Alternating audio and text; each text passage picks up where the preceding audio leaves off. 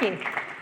So I'm here today to talk to you about the biology of building trust. And we know from all of the talks that you've probably heard today that actually trust is imperative to absolutely everything that we do as SEOs. And it's really important that we bear that in mind when we're thinking about the use of AI and when we're really making sure that we are helping to drive more revenue for our businesses and making sure that we're driving more traffic. And we can do that by building trust. So what I hope that you will learn by the end of today's talk is how to build your conversational intelligence. So you're just basically going to be awesome at absolutely everything. And what I mean by that is that understanding trust, what it is, and how to build it can help not only increase your traffic to your site, increase your conversion rates to your site, but can also help you when you're having conversations with teams where you might have a distrustful relationship there. So let's get cracking. So we know that without trust, nothing else matters. This is the diagram that you've probably seen from Google's EAT reference. And trust is central. And trust is central to that because without it, nothing else matters at all. But what is trust? Well, Ernest Hemingway said that the way to make people trustworthy is to trust them. And that introduces the topic of conversational intelligence, that you have to give something up in order for other people to be able to trust you. So we'll learn a little bit more about that later. But what is trust? It can be quite a hard thing to actually put down on paper what trust is and what it actually means. And that's because trust is a feeling. It's led by emotions and it's supported by logic. And this is a really important concept to remember, that trust is a feeling. Biologically speaking, trust lives in an area of the brain called the prefrontal cortex, which is the area right here. When you feel trust, what happens, biologically speaking, is that you have some hormones that are released. So oxytocin, dopamine, and endorphins. Try to mix those two together then. And what that really means is that when these hormones are released, that makes you braver, it makes you bolder, it means that you're going to make another decision. And that's important, even for when someone's clicking on a link on your website. This is still happening every single time someone is making a positive decision.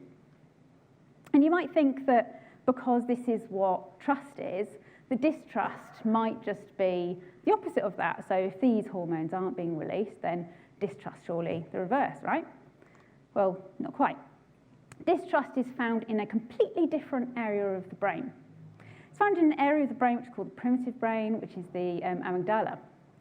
And it's actually the fight, flight, freeze, or appease response that happens when you're starting to feel distrust. The hormones that release are cortisol, adrenaline, and dopamine again, but it works slightly differently this time. And that closes you off. Every time you feel distrust, you take a step back and you feel protected. But what's really happening there is you cannot feel trust and distrust at the same time. When you are in this period of distrust, you can't easily move to a position of trust because your fight, flight, freeze, or appease response makes it really hard because it's trying to protect you from things. And we know this from functional MRI studies. So this is a diagram of a brain. I'm sure you all know what a brain looks like, with the prefrontal cortex. So the prefrontal cortex, the area in yellow, is also responsible, as well as for trust. It's also responsible for logic, so attention, concentration, focus. Whereas the amygdala, which is the more primitive part of the brain, which is found right in the middle, is responsible for more like emotional regulation. And this is really important, that it's also to do with reactivity. Because it's the more primitive brain, it reacts really quickly. So quickly, in fact, that the first thing that you'll be thinking right now is probably, oh, well, that's interesting. You're not thinking the amygdala sits in the middle of the brain, because that isn't how we think. And it's exactly the same when people are on your websites or when you're trying to build trust with people. Everybody's first reaction to absolutely everything is emotional. So I want to tell you about a really interesting study was done quite a few years ago, and a group of researchers wanted to find out whether or not heat has an impact on interpersonal perception. And what that means is it's almost like that feeling that you get when you walk out on a spring day. It's the very first of the year, you feel like you've not seen the sun for months on end, and you just feel happier. So does feeling physical heat have an impact on how you perceive other people? And what they did is that they put people in a lift, they gave them either a hot or cold drink, didn't tell them whether or not this was part of the study. When they started to take part in the study, they had a description of someone. They then had to read the description and say whether or not they felt trust or distrust towards this person. And what they found was that, yes, it does have a link. So the people that were holding the hot drinks actually felt more positively towards this description, the same description is given to everyone, than the people that were holding the cold drinks. And it's actually such an important study that it's been published in the journal Science, which, if you aren't aware of the world of science is the biggest journal you can have your research published in. It's the most prestigious. The research itself has had over 2,000 citations on Google Scholar, and it's also been reproduced by some other studies. But what I've not told you there is that when I did a little bit more digging on this, I found some other studies. So like this one. It's not quite published in the same reputable journal, but still published in a really reputable one. But this one had 861 people involved. And what I didn't tell you before is that that first study had 40 people in it. They were all women, they were all white, and they were all about 18 years old. So I want you all to have a think about how you feel about that study. So none of the facts have changed, and we go back to Google's EAT score here. But it has expertise, it has experience, and it still has that authority. And it's a really cool story, isn't it, really? But what's happened is you now don't have trust in that story.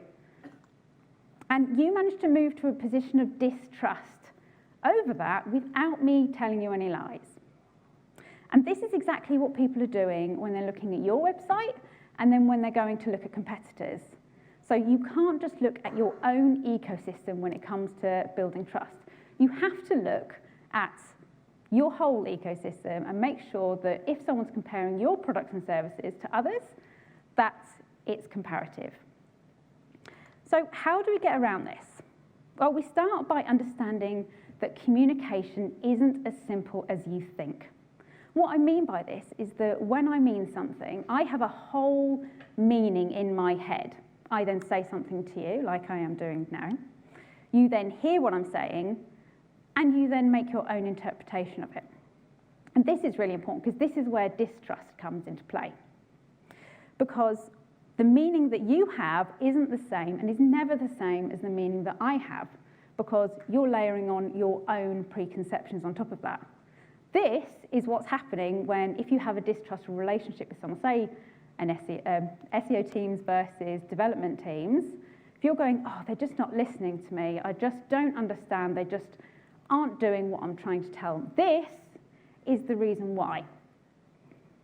So to bring this to life, I want you all to picture in your minds right now, don't worry, it's not an interactive thing, a rectangle, a triangle, and a circle, okay? So pictured in your mind, I'm picturing it in my mind as well. This is what, actually more accurately, this is what I'm thinking of, which is probably not what you are thinking of right now. And actually, if I were to start feeling distrust towards you, think, why are you not thinking about a cupcake? And you're not thinking about a cupcake because you don't have the same frame of reference as I do. And this is why relationships break down, and it's all because of communication and a lack of trust. So it's important to go back to that concept that conversations trigger both a physical and emotional change that can either open you up or it can shut you down. Absolutely every single conversation you have, or when you're listening to something, you have this constant flux of hormones that's being released in your body, making you either be more likely to do something or less likely to do something. And this is actually a really sorry looking slide, because as a head of content, knowing that people only take in 7% of the words that we say is quite sad, really, because words is kind of what I do. But it's more about the tone of voice, so like now, how I'm talking to you now, and then 55% non-verbal communication. This goes for your website as well. We know that people don't read stuff, which again is great as a head of content. It's more about the design of the page, what else is going on, and being able to make sure that you're building trust, because we know it doesn't take a lot to start pushing someone down that channel towards distrust. And we know from those functional MRI studies that if someone's feeling distrust, A, they're going to bounce off of your website, but also they're just not, it's not going to work for you to be able to bring them back again into that position of trust. So I want to introduce this concept. It's a really good book called Conversational Intelligence by Judith Glaser. And this is the very nice grey chart, 3 colours of grey there for you, which shows the positions of trust. And this is introducing the concept of conversational intelligence. And I'll go through each one of these and what these actually mean. But basically, the worst variety is the tell-ask, which is driven by the amygdala, versus the third level, which is co-creating spaces, which means that because we've appeased our more emotional states, our brains are then ready to move up to using the prefrontal cortex to start delivering on trust. So here we go with my help with my ostrich friends. Level 1 is a tell-ask, and you might have been in meetings with people like this, where you say, well, they say to you, do this. And you go, oh, well, I don't really think that's a good idea. And they go, no, do it. And you just don't feel listened to at all. And that's going to create distrust from you. And this is kind of the lowest level of trust. Sometimes you need to just get stuff done. We know that. But if this is consistently happening, then you're not going to feel trust towards this person. Every time you go into a meeting with this person, you're not going to be in the right frame of mind. And people are doing this on their websites. They do this by using we's. So we sell cupcakes. And actually, using a we on your website doesn't really make much sense, because people already know what you sell because they've searched for it and they've landed on your site. You don't need to tell them again what you do. You just need to talk about the benefits to the customer. Level 2, this is where most people sit, and you might sit in this place without knowing about it at all. And you don't need to own up to anyone, but I think knowing this is where you sit and knowing how to move yourself onto the next sections can really help elevate both your work in SEO as well as helping to build those relationships. So this is where, if you're having conversations, you go into conversations with a loaded agenda. So you go into a meeting with your developers and you go, right, I want them to do A, B, and C for me. If I don't get them to do A, B, and C, I have failed. What you're doing then, you're going into that meeting and you're not really listening to the other side because you're like, A, B, and C. I want A, B, and C. The other person's jabbering on. You're not really listening to them, and then you wonder why they're not going to do the work for you. It's because you're not going in there to build trust. You're going in there to get your work done. And on your website, this looks like we sell cakes that taste great. It's a step beyond that first level, admit that.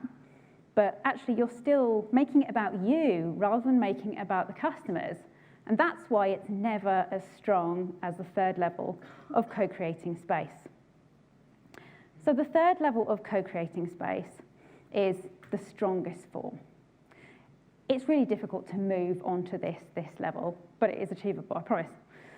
This is where you go in without an agenda. You might have a problem to solve, and that is absolutely fine. If you go in, say this example with the developers, you go into that meeting and say, look, I've got a roadmap of my SEO projects that I need to deliver on. What do you think is achievable? What do you need from me? Setting that common goal between you means that if we go back to that diagram of the brain and the orange blob of understanding, you are creating a better understanding between you. And because you're then talking the same language, you're going to increase trust.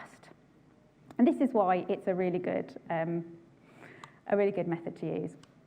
But yeah, it is quite hard because you have to give up some trust there. You have to ask the other people for their opinion, and you have to be willing to accept their opinion. So in terms of web copy, this is moving things forward to say, indulge in a slice of heaven with our delicious cakes.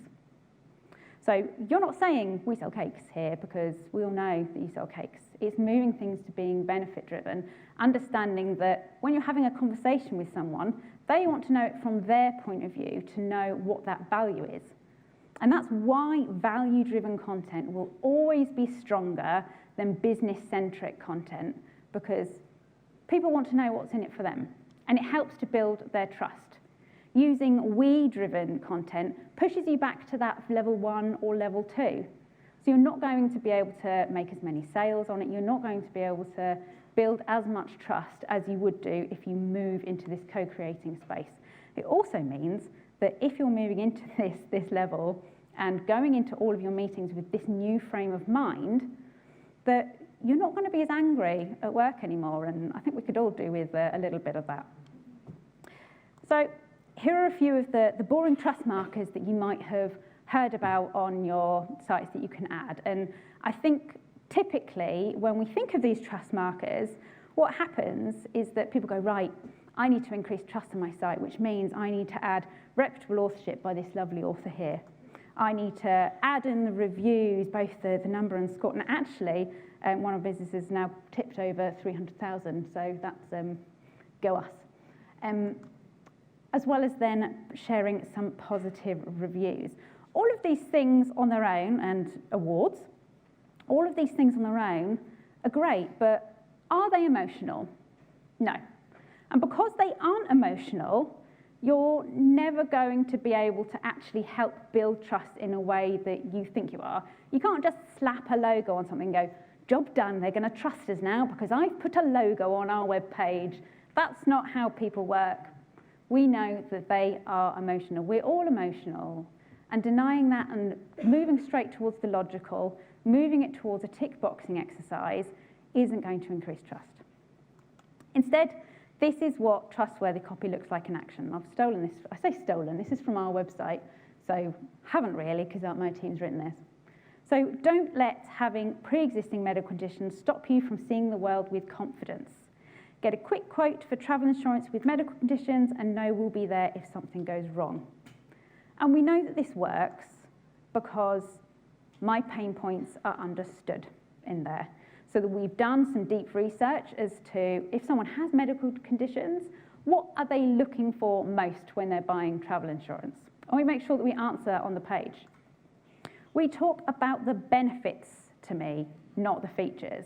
And it's very typical in copywriting that we'll follow what's normally called a fab of features, advantages, benefits, but actually flip that around, always talk about the benefits first, because people will always care more about the benefits than they will about the features. And it talks to people, not at them. So when you're saying, oh, we sell cakes, this isn't actually talking or starting a conversation with someone. So moving your tone into being more conversational, making it about that person and using you more than we, talking about myself, will always help you. So the last thing that I want to leave you with is to shift your thinking. So what you might have been doing, both in terms of the copy that you're writing on your websites and the meetings that you're going into, is going into those with an attitude where you want to persuade people. I want to persuade people to buy something from me. What you should be doing instead is to shift to build trust with conversational intelligence. If you are using that conversational intelligence, then you will automatically get more customers. You just need to trust them to make that decision for you. So instead of saying, definitely buy from us, if you say, here are the reasons, we're going to help you to make an informed decision about choosing whoever that is, that's going to be a lot stronger from a customer point of view than if you are overly trying to persuade them to do something. So thank you very much.